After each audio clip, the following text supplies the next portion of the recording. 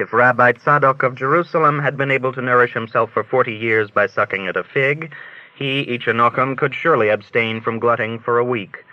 Secondly, the other one, the adversary, had become altogether too obstreperous. He sat in Ichanochem like a dybbuk, forever doing spite. One Ichanochem prayed, and the other gabbled rhymes like a clown. One applied the phylacteries, and the other belched, hiccuped, spat. One recited the 18 benedictions, and the other conjured pictures of the Komarner disporting himself with Reusagenendel. Ichanochem no longer knew what he was doing. He repeated the same prayer 3 times. He was no longer in a wrestling bout, but in a fight for life or death. Ichanochem stopped sleeping. If a man cannot overcome the enemy by fasting, by lying on thorns, by cold immersions, then how is he to drive him out? By destroying himself? But that is forbidden. A man is expected to break the casket without spilling the wine. Yet how could this be done? Ichanochem lay on the bench in his trousers and socks, with a stone for a pillow, like the patriarch Jacob. His skin tingled, but he refused to scratch. Beads of sweat trickled down his neck, but he would not wipe it. The evil one thought of a different trick every minute. Ichanocchem's hair pricked his skull, his ear buzzed as if a gnat had gotten into it, his nostrils itched to sneeze, his mouth tried to yawn, his knees ached, his belly swelled as though overstuffed with food. Ichanochem felt ants running up and down his back.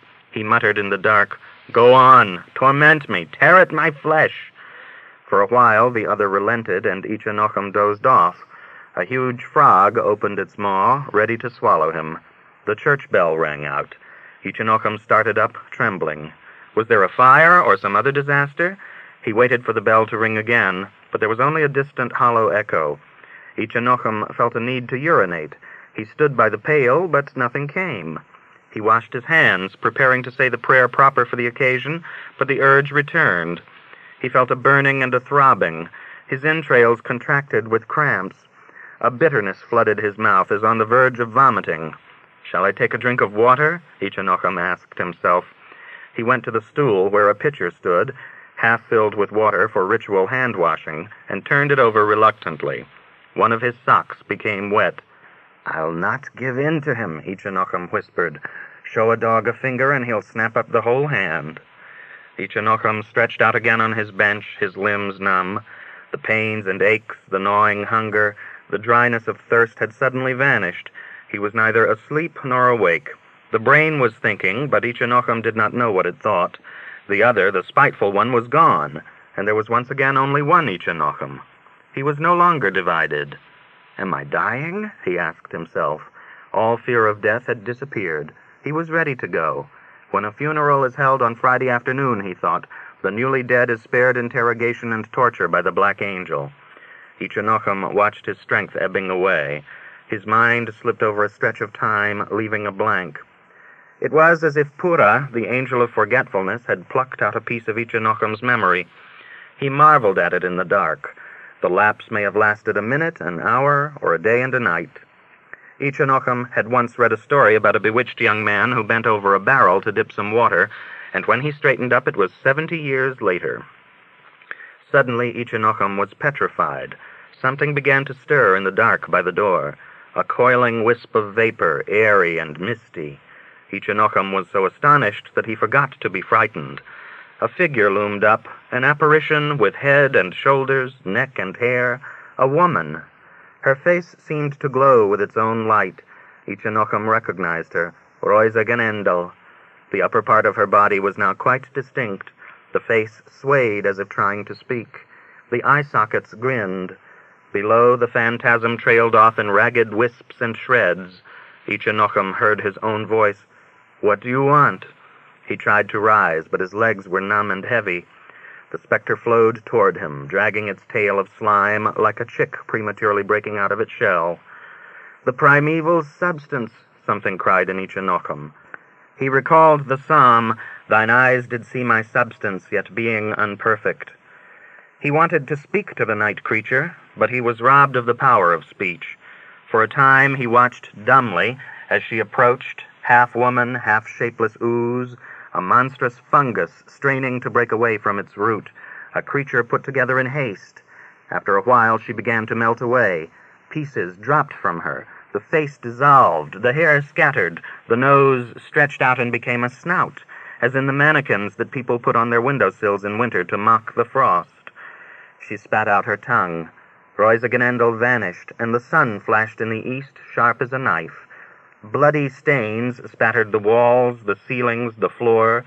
The morning had slaughtered Reusagenendel and splashed her blood. A last bubble of life had burst, and everything returned to the void. Ichinochem sat up and rocked as men do over a corpse. Reusagenendel, woe is me. Chapter 3. They were blowing the ram's horn in Bechef. Elul breezes blew in from the willows in the cemetery. Bright gossamer floated high in the air over the courtyard. Ripe fruit dropped from the trees in the Rebbe's orchard. Desolation rustled in the prayer house. Sparrows skipped over the tables. The community goat wandered into an antechamber, leaned against the box with torn, discarded prayer books, and tried to chew at the corner of a psalm book. It was Thursday again, and Ichinochem had not tasted food since the Sabbath evening meal, but no one paid any attention. When a man fasts all year, he does not begin to eat in Elul, the month of repentance. Ichinochem sat in his room, turning the pages of the Covenant of Rest. He mumbled for a while. Then he leaned his head on the back of the chair and dozed off. Suddenly, Ichinochem heard steps and loud voices. Someone was coming rapidly upstairs to him. The door was flung open, and Ichinochem saw Reusagenendel, and behind her Yentl, her maidservant. It was not the Reusagenendel who revealed herself to him in the nights, and through whom he could see as through the weave of his sash, but Reusagenendel in the living flesh, tall, narrow, with a crooked nose, fiery black eyes, thick lips, and a long neck. She was dressed in a black shawl, a silk cloak, and high-heeled shoes. She was scolding her servant, and made her a sign to follow her no further. Reusagenendel entered Ichinocchem's room, leaving the door open, evidently in order not to remain alone with him. Yentl remained standing halfway up the stairs. Ichinochem was astounded. Have I already attained such power? The thought flashed through his brain. For a long while she stood upon the threshold, holding up her skirt, appraising him with a sidelong stare, in which anger mingled with silent pity. Then she said, "White as a corpse." "What do you want?" asked Ichinochem in a faint voice that he could scarcely hear himself. "What are you doing? Fasting, eh?" Reusagenendel asked mockingly. Ichinochem did not answer. "Ichinochem, I must speak to you." Reusagenendel slammed the door to. "What is it?" "Ichinochem, leave me in peace," Reusagenendel almost shouted. "We were divorced. We are strangers now. I want to marry, and you can also marry. Everything must have an end." "I don't know what you mean." You know, you're sitting here and casting spells. I was already on the eve of marriage, and I had to postpone it. Why don't you let me be? You'll drive me from this world. I'll throw myself into the well." Reusagenendel stamped her foot. She truculently placed her hand on the doorpost. A diamond ring flashed on her finger. She breathed both fear and strength. Ichinochem raised his eyebrows. His heart knocked once and seemed to stop. "I swear I don't know." "You wake me up. You scream into my ear. What do you want of me? It wasn't right between us, from the very first. Forgive me, but you're not a man. Why do you torment me then? Will you tell me?" "What am I doing?" "You come to me. You pinch me. You flay me. I hear your steps. I don't eat, and I don't sleep because of you. I am losing weight. People see you in our courtyard. They see you. I'm not mad. Yentl almost died of fright. I'll call her in. She will tell you herself. She was going, if you will pardon me, to the outhouse, and you floated toward her. She raised such screams that everybody in the yard came running. Just before sunrise you came and sat on my bed, and I could not move my feet. What are you, a devil?" Ichinochem was silent. "We've kept it secret," Reusagenendel went on, "but I can't suffer forever. I'll tell the whole world who you are and what you're doing. You will be excommunicated. I'm only sorry for your old father." Ichinochem wanted to answer, but he could not utter a single word. Everything in him shrank and dried up. He began to gasp and croak like a grandfather clock before striking. Something inside him leaped like a snake. Ichinochem was filled with a strange fluttering. An icy feather brushed down his spine. He shook his head from side to side as if to say, "No, I've come to warn you. Swear that you will release me. If not, I'll raise such a commotion that all Bechev will come running. I'll put aside all shame. Come down to the prayer house and swear upon the holy scrolls. It's either my death or yours." Ichanochem made another effort and began to mumble in a choked voice, as if he were being strangled. "I swear to you I am not to blame." "Who is, then?" "You're using sacred names. You've plunged yourself into the Kabbalah. You've lost this world. You'll lose the next one, too. My father, may he live long, has sent me to you. He also has intercessors in heaven. You're dealing with the evil ones, woe is me. You'll be driven behind the black mountains. You'll be thrown into the hollow of the sling. Moon calf? Reusagenendel. Fiend? Satan? Asmodeus?" Reusagenendel was suddenly stricken mute. She stared at Ichanochem with her enormous black eyes recoiling from him. The room became so still that one could hear the buzzing of a single fly. Ichanochem strained to speak. His throat contracted as if he had swallowed something. "Reusagenendel, I cannot forget you. Miserable leech, I'm in your power." Reusagenendel's mouth twisted. She covered her face with both hands and broke into a hoarse wail. Translated by Mira Ginsberg. The Seance. It was during the summer of 1946, in the living room of Mrs. Kapitsky on Central Park West. A single red bulb burned behind a shade adorned with one of Mrs. Kapitsky's automatic drawings.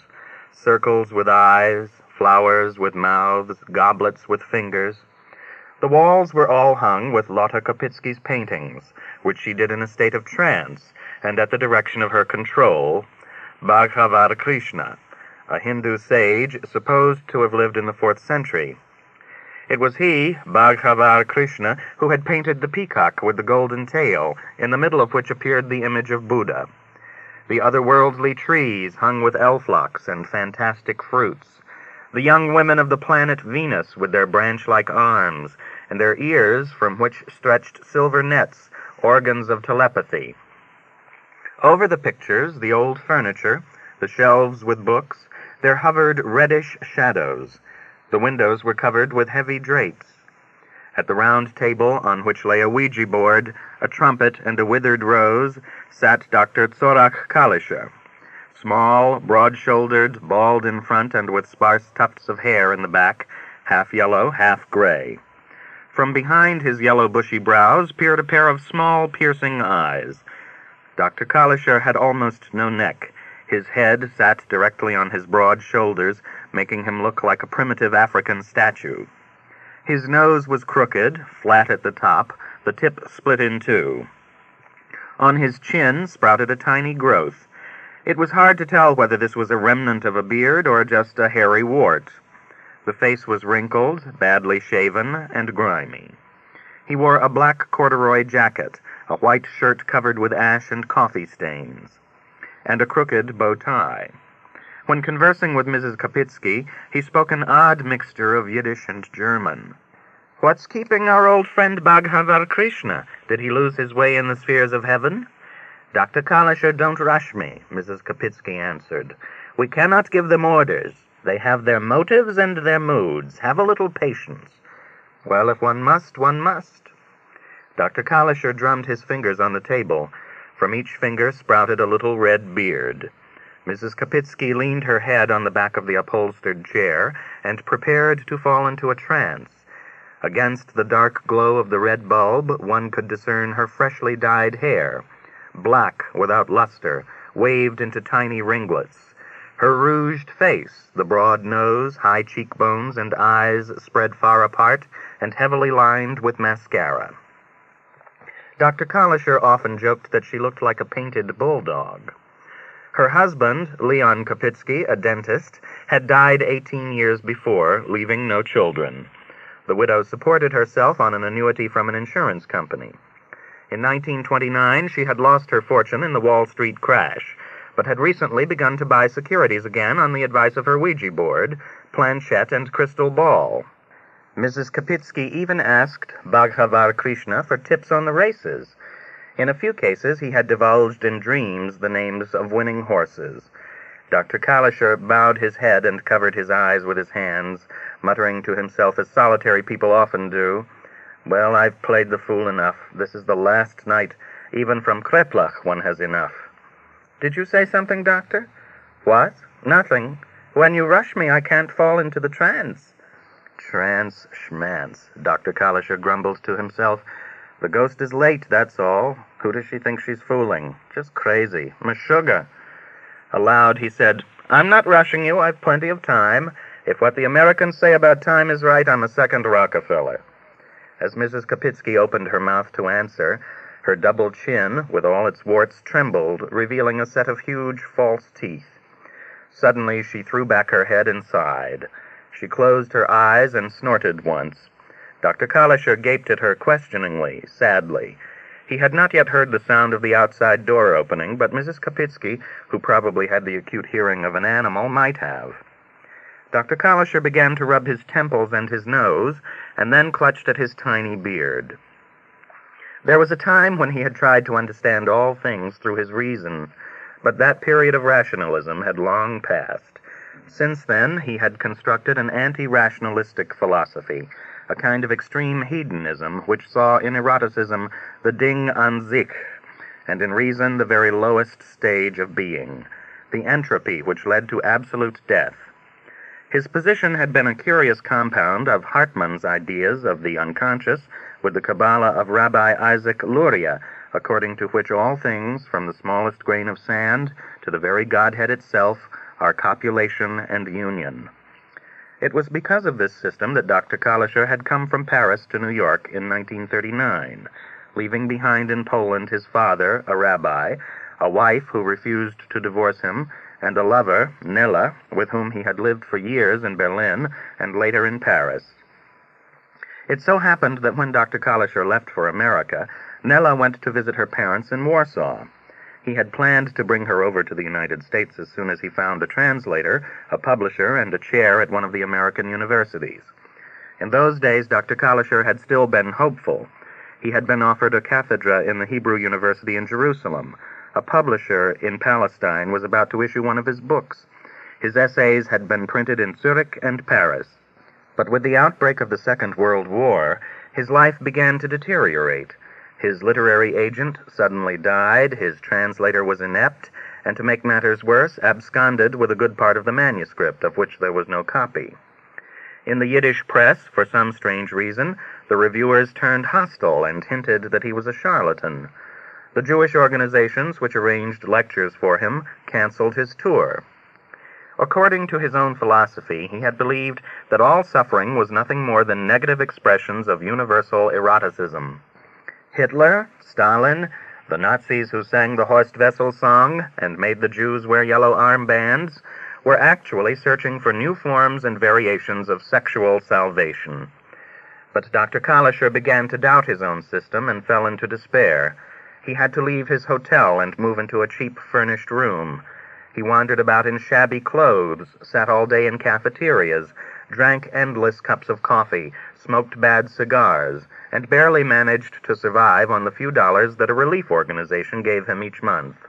The refugees whom he met spread all sorts of rumors about visas for those left behind in Europe, packages of food and medicines that could be sent them through various agencies, ways of bringing over relatives from Poland through Honduras, Cuba, Brazil. But he, Zorach Kalischer, could save no one from the Nazis. He had received only a single letter from Nella. Only in New York had Dr. Kalischer realized how attached he was to his mistress. Without her, he became impotent. Chapter 2. Everything was exactly as it had been yesterday and the day before. Bhagavar Krishna began to speak in English with his foreign voice that was half male and half female, duplicating Mrs. Kapitsky's errors in pronunciation and grammar. Lotte Kapitsky came from a village in the Carpathian Mountains. Dr. Kalischer could never discover her nationality, Hungarian, Romanian, Galician. She knew no Polish or German and little English. Even her Yiddish had been corrupted through her long years in America. Actually, she had been left languageless, and Bhagavar Krishna spoke her various jargons. At first, Dr. Kalischer had asked Bhagavad Krishna the details of his earthly existence, but had been told by Bhagavad Krishna that he had forgotten everything in the heavenly mansions in which he dwelt. All he could recall was that he had lived in the suburbs of Madras. Bhagavad Krishna did not even know that in that part of India Tamil was spoken. When Dr. Kalischer tried to converse with him about Sanskrit, the Mahabharata, the Ramayana, the Sakuntala, Bhagavad Krishna replied that he was no longer interested in terrestrial literature. Bhagavad Krishna knew nothing but a few theosophic and spiritualistic brochures and magazines which Mrs. Kapitsky subscribed to. For Dr. Kalischer it was all one big joke. But if one lived in a bug-ridden room and had a stomach spoiled by cafeteria food, if one was in one's 60s and completely without family, one became tolerant of all kinds of crackpots. He had been introduced to Mrs. Kapitsky in 1942, took part in scores of her seances, read her automatic writings, admired her automatic paintings, listened to her automatic symphonies. A few times he had borrowed money from her, which he had been unable to return. He ate at her house, vegetarian suppers, since Mrs. Kapitsky touched neither meat, fish, milk, nor eggs, but only fruit and vegetables, which Mother Earth produces. She specialized in preparing salads with nuts, almonds, pomegranates, avocados. In the beginning, Lotte Kapitsky had wanted to draw him into a romance. The spirits were all of the opinion that Lotte Kapitsky and Zorach Kalischer derived from the same spiritual origin, the Great White Lodge. Even Bhagavad Krishna had a taste for matchmaking. Lotte Kapitsky constantly conveyed to Dr. Kalischer regards from the masters, who had connections with Tibet, Atlantis, the heavenly hierarchy, the Shambhala, the fourth kingdom of nature, and the council of Sanat Kumara. In heaven, as on the earth, in the early 40s, all kinds of crises were brewing. The powers having realigned themselves, the members of the ashrams were preparing a war on cosmic evil. The hierarchy sent out projectors to light up the planet Earth, and to find esoteric men and women to serve special purposes. Mrs. Kapitsky assured Dr. Kalischer that he was ordained to play a huge part in the universal rebirth. But he had neglected his mission, disappointed the masters. He had promised to telephone, but didn't. He spent months in Philadelphia without dropping her a postcard. He returned without informing her. Mrs. Kapitsky ran into him in an automat on 6th Avenue and found him in a torn coat, a dirty shirt, and shoes worn so thin they no longer had heels. He had not even applied for United States citizenship, though refugees were entitled to citizenship without going abroad to get a visa. Now, in 1946, everything that Lotte Kapitsky had prophesied had come true. All had passed over to the other side. His father, his brothers, his sisters, Nella. Bhagavad Krishna brought messages from them. The masters still remembered Dr. Kalischer, and still had plans for him in connection with the Centennial Conference of the Hierarchy. Even the fact that his family had perished in Treblinka, Majdanek, Stutthof, was closely connected with the powers of light, the development of karma, the new cycle after Lemuria, and with the aim of leading humanity to a new ascent in love and a new aquatic epoch. During the last few weeks, Mrs. Kapitsky had become dissatisfied with summoning Nella's spirit in the usual way. Dr. Kalischer was given the rare opportunity of coming into contact with Nella's materialized form. It happened in this way. Bhagavad Krishna would give a sign to Dr. Kalischer that he should walk down the dark corridor to Mrs. Kapitsky's bedroom. There in the darkness, near Mrs. Kapitsky's bureau, an apparition hovered, which was supposed to be Nella. She murmured to Dr. Kalischer in Polish, spoke caressing words into his ear, brought him messages from friends and relatives. Bhagavad Krishna had admonished Dr. Kalischer time and again not to try to touch the phantom, because contact could cause severe injury to both, to him and Mrs. Kapitsky. The few times that he sought to approach her, she deftly eluded him, but confused though Dr. Kalischer was by these episodes, he was aware that they were contrived. This was not Nella, neither her voice nor her manner. The messages he received proved nothing. He had mentioned all these names to Mrs. Kapitsky, and had been questioned by her. But Dr. Kalischer remained curious. Who was the apparition? Why did she act the part? Probably for money. But the fact that Lotte Kopitsky was capable of hiring a ghost proved that she was not only a self-deceiver, but a swindler of others as well. Every time Dr. Kalischer walked down the dark corridor, he murmured, "Crazy, Meshuggah, a ridiculous woman." Tonight, Dr. Kalischer could hardly wait for Bhagavan Krishna's signal. He was tired of these absurdities. For years he had suffered from a prostate condition, and now had to urinate every half hour. A Warsaw doctor who was not allowed to practice in America, but did so clandestinely nonetheless, had warned Dr. Kalischer not to postpone an operation, because complications might arise. But Kalischer had neither the money for the hospital nor the will to go there. He sought to cure himself with baths, hot water bottles, and with pills he had brought with him from France. He even tried to massage his prostate gland himself.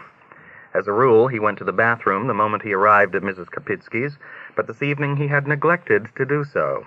He felt a pressure on his bladder. The raw vegetables which Mrs. Kopitsky had given him to eat made his intestines twist. "Well, I'm too old for such pleasures," he murmured. As Bhagavan Krishna spoke, Dr. Kalischer could scarcely listen. What is she babbling, the idiot? She's not even a decent ventriloquist. The instant Bhagavan Krishna gave his usual sign, Dr. Kalischer got up. His legs had been troubling him greatly, but had never been as shaky as tonight. "Well, I'll go to the bathroom first," he decided. To reach the bathroom in the dark was not easy. Dr. Kalischer walked hesitantly, his hands outstretched, trying to feel his way. When he had reached the bathroom and opened the door, someone inside pulled the knob back. It is she, the girl, Dr. Kalischer realized. So shaken was he that he forgot why he was there. She most probably came here to undress. He was embarrassed both for himself and for Mrs. Kopitsky. What does she need it for? For whom is she playing this comedy? His eyes had become accustomed to the dark. He had seen the girl's silhouette. The bathroom had a window giving onto the street, and the shimmer of the street lamp had fallen onto it. She was small, broadish, with a high bosom. She appeared to have been in her underwear. Dr. Kalischer stood there hypnotized. He wanted to cry out, "Enough, it's all so obvious," but his tongue was numb. His heart pounded, and he could hear his own breathing. After a while he began to retrace his steps, but he was dazed with blindness. He bumped into a clothes tree and hit a wall, striking his head. He stepped backwards. Something fell and broke. Perhaps one of Mrs. Kopitsky's otherworldly sculptures. At the moment the telephone began to ring, the sound unusually loud and menacing. Dr. Kalischer shivered. He suddenly felt a warmth in his underwear. He had wet himself like a child. Chapter 3. "Well, I've reached the bottom," Dr. Kalischer muttered to himself. "I'm ready for the junkyard." He walked toward the bedroom. Not only his underwear, his pants also had become wet. He expected Mrs. Kopitsky to answer the telephone. It happened more than once that she awakened from her trance to discuss stocks, bonds, and dividends. But the telephone kept on ringing. Only now he realized what he had done. He had closed the living room door, shutting out the red glow which helped him find his way. "I'm going home," he resolved. He turned toward the street door, but found he had lost all sense of direction in that labyrinth of an apartment. He touched a knob and turned it. He heard a muffled scream. He had wandered into the bathroom again. There seemed to be no hook or chain inside. Again he saw the woman in a corset, but this time her face half in the light. In that split second he knew she was middle-aged. "Forgive, please," and he moved back. The telephone stopped ringing, then began anew. Suddenly Dr. Kalischer glimpsed a shaft of red light and heard Mrs. Kopitsky walking toward the telephone. He stopped and said, half statement, half question, "Mrs. Kopitsky?" Mrs. Kopitsky started. "Already finished? I'm not well. I must go home." "Not well? Where do you want to go? What's the matter? Your heart?" "Everything. Wait a second." Mrs. Kopitsky, having approached him, took his arm and led him back to the living room. The telephone continued to ring and then finally fell silent. "Did you get a pressure in your heart, huh?" Mrs. Kopitsky asked. "Lie down on the sofa. I'll get a doctor." No, not necessary." I'll massage you. My bladder is not in order, my prostate gland. What? I'll put on the light. He wanted to ask her not to do so, but she had already turned on a number of lamps. The light glared in his eyes. She stood looking at him and at his wet pants. Her head shook from side to side. Then she said, "This is what comes from living alone. Really, I'm ashamed of myself." "What's the shame? We all get older. Nobody gets younger. Were you in the bathroom?" Dr. Collisher didn't answer. "Wait a moment, I still have his clothes. I had a premonition I would need them someday." Mrs. Kopitsky left the room. Dr. Collisher sat down on the edge of a chair, placing his handkerchief beneath him. He sat there stiff, wet, childishly guilty and helpless, and yet with that inner quiet that comes from illness. For years he had been afraid of doctors, hospitals, and especially nurses, who deny their feminine shyness and treat grown-up men like babies. Now he was prepared for the last degradations of the body. "Well, I'm finished. Kaput." He made a swift summation of his existence. Philosophy? What philosophy? Eroticism? Whose eroticism? He had played with phrases for years, had come to no conclusions. What had happened to him, in him, all that had taken place in Poland, in Russia, on the planets, on the faraway galaxies, could not be reduced either to Schopenhauer's blind will or to his Collisher's eroticism. It was explained neither by Spinoza's substance, Leibniz's monads, Hegel's dialectic, or Haeckel's monism. They all just juggle words like Mrs. Kopitsky. It's better that I didn't publish all that scribbling of mine. What's the good of all these preposterous hypotheses? They don't help at all. He looked up at Mrs. Kopitsky's pictures on the wall, and in the blazing light they resembled the smearings of school children. From the street came the honking of cars, the screams of boys, the thundering echo of the subway as a train passed.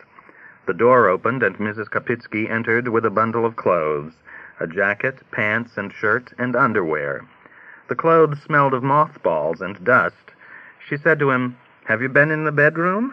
"What? No." "Nella didn't materialize?" "No, she didn't materialize." "Well, change your clothes. Don't let me embarrass you." She put the bundle on the sofa and bent over Dr. Collisher with the devotion of a relative. She said, "You'll stay here. Tomorrow I'll send for your things." "No, that's senseless." "I knew that this would happen the moment we were introduced on 2nd Avenue. "How so?" "Well, it's all the same." "They tell me things in advance. I look at someone and I know what will happen to him." "So, when am I going to go?" "You still have to live many years. You're needed here. You have to finish your work." "My work has the same value as your ghosts." "There are ghosts. There are. Don't be so cynical. They watch over us from above. They lead us by the hand. They measure our steps. We are much more important to the cyclic revival of the universe than you imagine." He wanted to ask her, "Why, then, did you have to hire a woman to deceive me?" But he remained silent. Mrs. Kopitsky went out again. Dr. Collisher took off his pants and his underwear and dried himself with his handkerchief. For a while he stood with his upper part fully dressed and his pants off like some mad jester. Then he stepped into a pair of loose drawers that were as cool as shrouds. He pulled on a pair of striped pants that were too wide and too long for him. He had to draw the pants up until the hem reached his knees. He gasped and snorted, had to stop every few seconds to rest. Suddenly he remembered. This was exactly how, as a boy, he had dressed himself in his father's clothes when his father napped after the Sabbath pudding. The old man's white trousers, his satin robe, his fringed garment, his fur hat. Now his father had become a pile of ashes somewhere in Poland, and he, Zorach, put on the musty clothes of a dentist. He walked to the mirror and looked at himself, even stuck out his tongue like a child. Then he lay down on the sofa. The telephone rang again, and Mrs. Kopitsky apparently answered it, because this time the ringing stopped immediately. Dr. Collisher closed his eyes and lay quietly. He had nothing to hope for. There was not even anything to think about. Chapter 4. He dozed off and found himself in the cafeteria on 42nd Street near the public library. He was breaking off pieces of an egg cookie. A refugee was telling him how to save relatives in Poland by dressing them up in Nazi uniforms. Later they would be led by ship to the North Pole, the South Pole, and across the Pacific. Agents were prepared to take charge of them in Tierra del Fuego, in Honolulu, and Yokohama. How strange, but that smuggling had something to do with his, Zorak Kalischer's, philosophic system, not with his former version, but with a new one, which blended eroticism with memory. While he was combining all these images, he asked himself in astonishment, what kind of relationship can there be between sex, memory, and the redemption of the ego? And how will it work in infinite time? It's nothing but casuistry. Casuistry. It's a way of explaining my own impotence. And how can I bring over Nella when she has already perished, unless death itself is nothing but a sexual amnesia? He awoke and saw Mrs. Kapitsky bending over him with a pillow which she was about to put behind his head. How do you feel? Has Nella left? He asked, amazed at his own words. He must still be half asleep. Mrs. Kapitsky winced. Her double chin shook and trembled. Her dark eyes were filled with motherly reproach. You're laughing, huh? There is no death. There isn't any.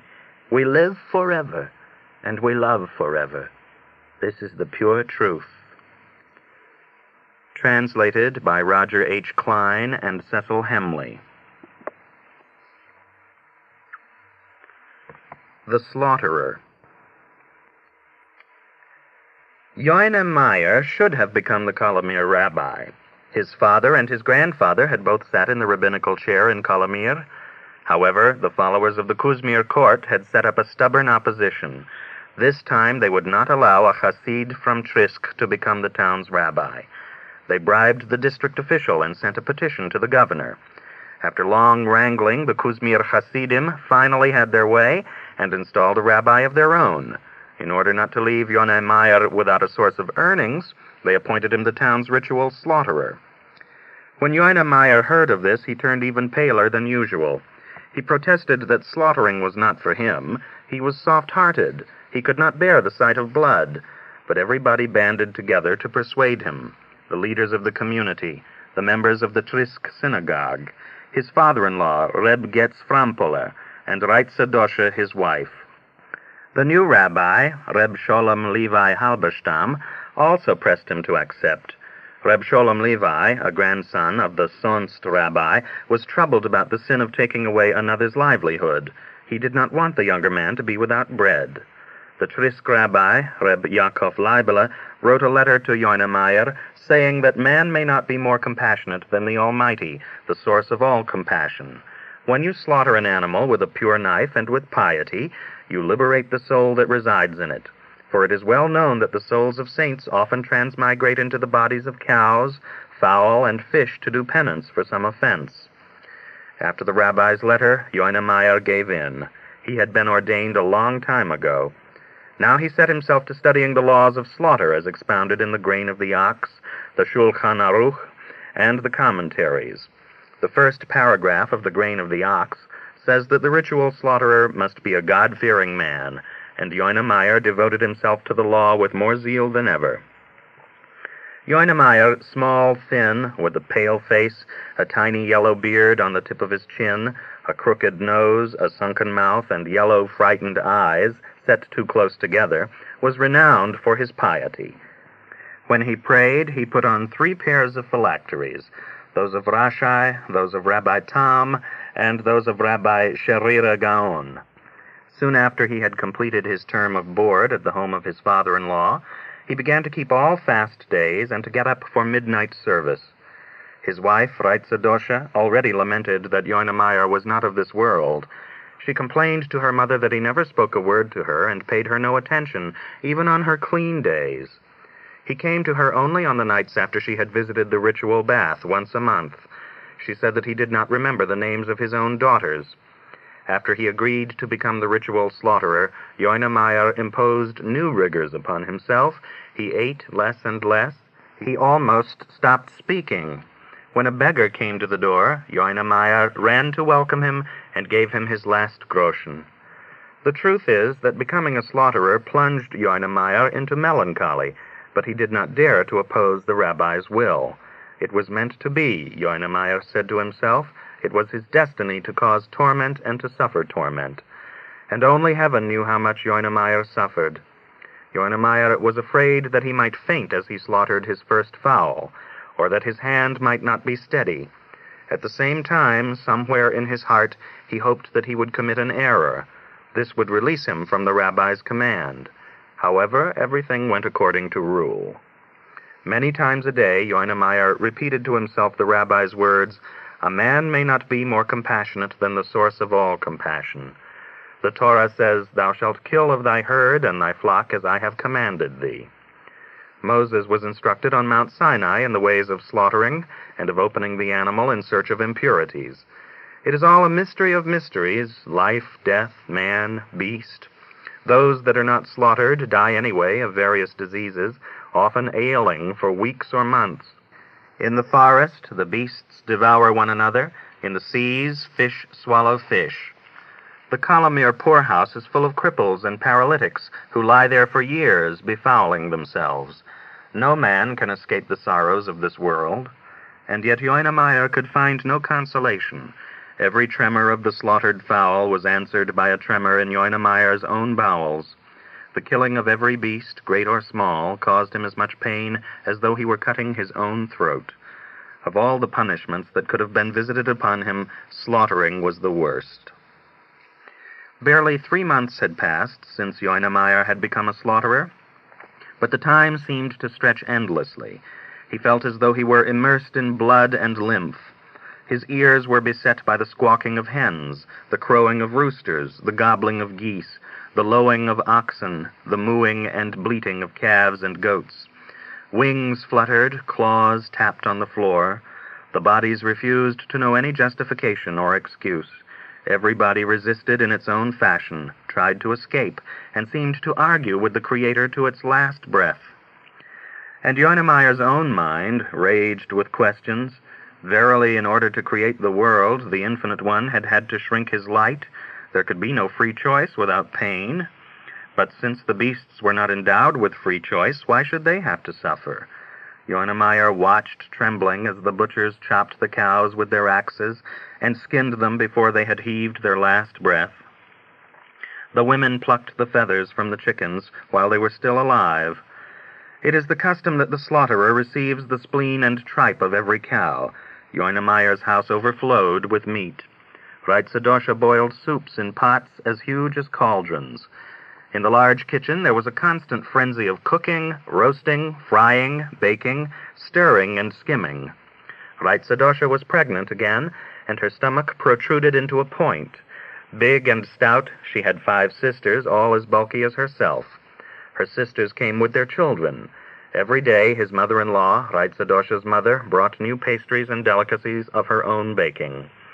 A woman must not let her voice be heard, but Reitzadosha's maidservant, the daughter of a water carrier, sang songs, pattered around barefoot with her hair down, and laughed so loudly that the noise resounded in every room.